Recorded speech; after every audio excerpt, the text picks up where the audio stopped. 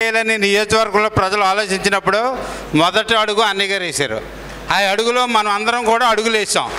అడుగులు వేసి ఏం చేసామంటే వాళ్ళని అడుగు దొక్కేసాం.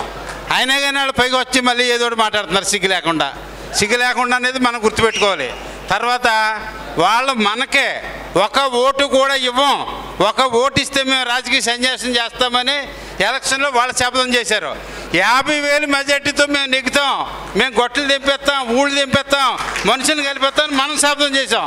మనకు పడ్డ ఓట్లు వాళ్ళు పడకుండా చేసిన ఓట్లు దొంగ ఓట్లు చేయించారు వాళ్ళు. ఇవన్నీ కలిపితే మనం అనుకున్న 50,000 కాడికి వచ్చేసాం. మీకు అర్థమైందండి? కాబట్టి మనకు కావాల్సింది ఏంటి? నాయకుడు అంటే సేవకుడు. నిన్న దివంచర్లు ఎవరో చచ్చిపోయారు, వెళ్ళి ₹1,00,000 ఇచ్చారు. ఆయన ఎవడో మీటింగ్ పెట్టుకుంటున్నాడు, ₹1,00,000 ఇచ్చారు. ఎవరో గుడి కొట్టుకుంటున్నారు, ₹1,00,000 ఇచ్చారు.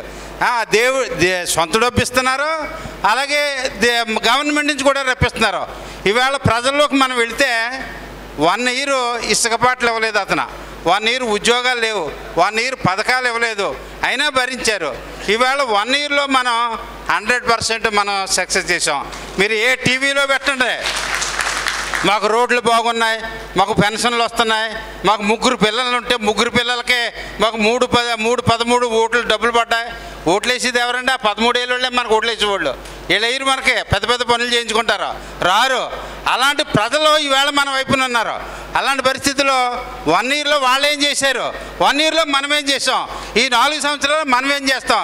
మనది అగ్రికల్చర్ నియోజకవర్గం ఫస్ట్ నుంచి కూడా కోండ్ర రామచంద్రరావు గారి కాడి నుంచి కూడా వీరన్న గారి కాడి నుంచి ఎవరు కూడా ఎడ్యుకేటెడ్ ఎమ్మెల్యే లేరు. అసెంబ్లీలో మన తరపునే మనం ఒకసారి కూడా మాట్లాడిన ఎమ్మెల్యేలు మన నియోజకవర్గంలో ఉన్నారు. అలాంటిది ఈయన కానీ అది పైలట్టుకుని వస్తుంటే చంద్రబాబు గారికి దడవచ్చేస్తుందని చెప్తున్నాడు ఆయన. ఈయన చూస్తేనే దడవచ్చేస్తుంది. ఎంచేదంటే ఇంత ఫైల్లో ఓ సంవత్సరానికి ఒక ఆంధ్రప్రదేశ్కి సరిపడంత డబ్బుకి ఈయన ఇక్కడ ఏం చేశాడంటే కాగితాలు పెట్టించారు. ఒకటి నరుక్కుంటూ వస్తున్నారు. ప్రతి దాంట్లో ఎంప్లాయ్మెంట్ ఉంది, ప్రతి దాంట్లో ఇంప్రూవ్మెంట్ ఉంది, ప్రతి దాంట్లో కూడా మన ప్రజలందరికీ కూడా మేలు జరిగేది ఉంది. రేపెల్లుండో 18,000 టీచర్ పోస్టులు తీస్తున్నారు. అందులో వర్గీకరణ చేశారు. వర్గీకరణలో 59 ఉపకులాలు, షెడ్యూల్డ్ క్యాస్ట్లో 58 ఉపకులాలు ఈ పార్టీని, ఈ యొక్క గవర్నమెంట్ని సపోర్ట్ చేస్తూ ఉన్నాయి. కాబట్టి మనకు ఆర్థికంగా, రాజకీయంగా, సామాజికంగా ఒక కార్యకర్తని, ఒక నాయకుడిని అన్నయ్య, తమ్ముడు, బావ, బామ్మర్ది అని పిలిచి ఎమ్మెల్యే రాష్ట్రంలో ఈ తప్ప ఇంకెవరు ఉండరు. కాబట్టి మనకు కావాల్సింది ఏంటంటే ఆత్మీయత కావాలి, అనురాగం కావాలి, పలకరింపు కావాలి. మన భుజం మీద చేసే వ్యక్తి మనకు ఉండాలి.